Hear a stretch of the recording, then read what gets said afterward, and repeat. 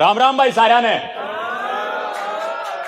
तो आप में से कुछ लोग मुझे YouTube की वजह से, कुछ लोग जिम की वजह से, कुछ लोग थिएटर की वजह से और कुछ लोग पिछली परफॉर्मेंसेस की वजह से जानते होंगे।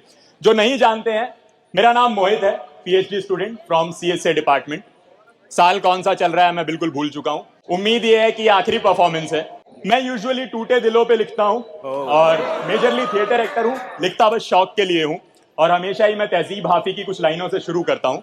मुझसे मत पूछो कि उस शख्स में क्या अच्छा है, अच्छे अच्छों से मुझे मेरा बुरा अच्छा है। किस तरह मुझसे मोहब्बत में कोई जीत गया, ये ना कह देना कि बिस्तर में बड़ा अच्छा है।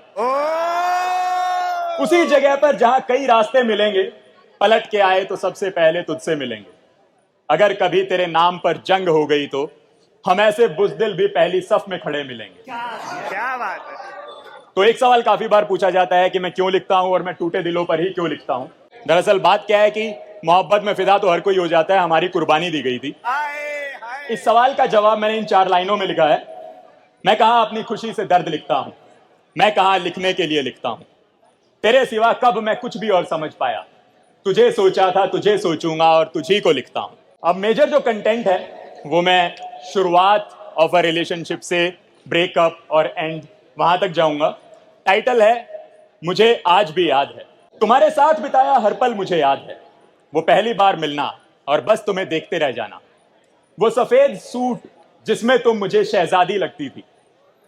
तुम्हें हंसाने के लिए किया अपना हर फालतू मजाक याद है। तुमने कहा था तुम्हारे नाम का मतलब है चांद का नूर। चांद के उस नूर को पा लेने की वो खुशी याद है। कभी दफ्तर में कभी घर पर झूठ बोलना, एक बार कहते ही तुम्हारे पास दौड़े चले आना याद है। चांद के जरिए एक दूसरे को देख लेने का बचपना याद है।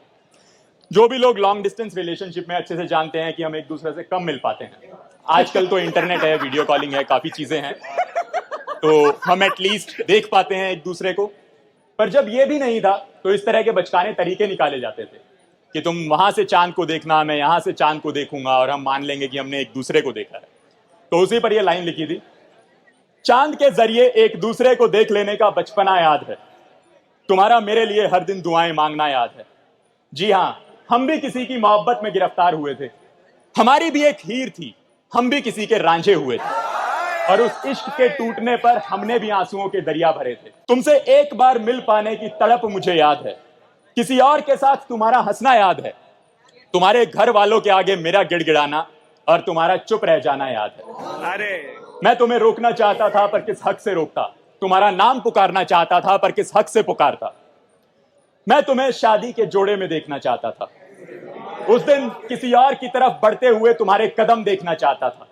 मैं तो सिर्फ तुम था, जो तुम्हारे लिए आप हो गया। मैं वो शख्स देखना चाहता था जिसके सामने मेरी जिंदगी सस्ती पड़ गई। मैं वो चेहरा देखना चाहता था। अरे मुझे बुलाया तो होता, मैं अपना गम भुलाकर अपने प्यार की बारात में नाचना चाहता था। तुम्हारी शादी के बाद भी तुमसे मिल पाने के लिए दर दर भटकना मुझे याद है। अक्सर क्या होता है कि रिलेशनशिप में जो 2 पार्टी होती हैं, एक पार्टी की किसी न किसी रीजन से शादी हो जाती है और दूसरी पार्टी को कई बार खबर ही नहीं लगती है कि शादी हो चुकी है। वो फिर भी कोशिश करती रहती है कि किसी तरह से मिल पाए, किसी तरह से बात हो पाए। तो वही सोचकर ये लाइन लिखी थी, तुम्हारी शादी के बाद भी तुमसे मिलने के लिए दर दर भटकना मुझे याद है। सभी की तरह मैंने भी सोचा था कि मेरी वाली अलग है। सभी की तरह तुम्हारा अपने वादों से पलट जाना याद है। अब मैं पहले की तरह फालतू बातें नहीं करता, हंसता नहीं हूं, क्योंकि बस अब दिल नहीं करता। शिकायतें इतनी हैं जिंदगी से, ना किसी की सुनने की हिम्मत है ना मेरी सुनाने की, इसलिए बस खुद से बातें कर लेता हूं। मेरी हर ख्वाहिश के लिए तुम आज भी दुआएं मांगती होगी, मतलब अपनी हर दुआ में मेरे लिए मौत मांगती होगी। तुम अब मेरे लिए और दुआएं ना मांगा करो। दुआओं के नाम पर तुम्हारा वो एहसान जताना मुझे याद है। इस बात का दुख नहीं है कि मैं प्यार में हार गया, दुख इस बात का है कि तुम्हें लगा तुम किसी और को पाकर जीत गई। खुशी इस बात की है कि तुम जो चाहती थी तुम्हें मिल गया। गम इस बात का कि तुम नहीं जानती तुमने क्या खो दिया। सोचा था कि जिंदगी गुजारूंगा तुम्हारे साथ, अब तुम्हारे दिए तोहफों में हर दिन तुम्हें ढूंढा करता हूं।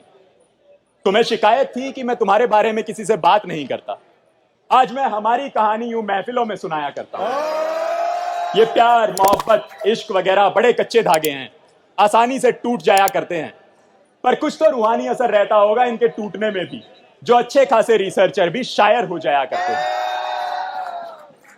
हम आशिक कभी इमोशनलेस, कभी पागल, तो कभी साइको कहलाते हैं। बात ठीक भी है। समझदार लोग चंद दिन गम मनाकर अपनी जिंदगी जीते हैं। हम पागल पूरी जिंदगी एक प्यार के टूटने का गम मनाते हैं। ये साइंस, फिलॉसफी, तरक्की, रिसर्च, डिग्री, करियर, पीएचडी, हरियाली, आसमान, धरती, घूमना फिरना, खाना सोना, दुनिया, जन्नत, जहन्नुम, ये सब मेरे किस काम के? पिछले 4 साल से आवाज तक मैं ना सुन सका तुम्हारी। लोग कहते हैं कि अब तुम बहुत दूर निकल गई हो, वादा ही तो था, बस टूट गया। मैं आज भी वहीं खड़ा तुम्हारा इंतजार करता हूं जहां तुमने छोड़ा था। वादा था, कैसे तोड़ दूं? अब मैं मरते दम तक तुम्हें उस चांद में तलाशता रहूंगा। जो 7 फेरे तुम्हारे साथ ना हुए, उनके 7 वचन में 7 जन्मों तक निभाता रहूंगा। तुमने तो किसी को बस 3 बार कबूला था, मैं अपनी हर सांस के साथ कबूल है दोहराता रहूंगा।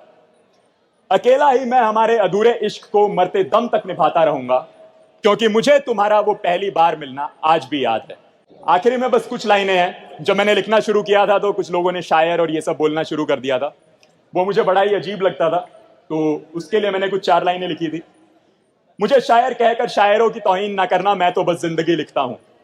मेरे दर्द को दर्द कहकर दर्द की तौहीन ना करना, ये मेरा जिंदगी जीने का अंदाज सा है। 2 लाइनें मुझसे किसी तरह से लिखी गई थी जो मुझे सबसे ज्यादा पसंद है।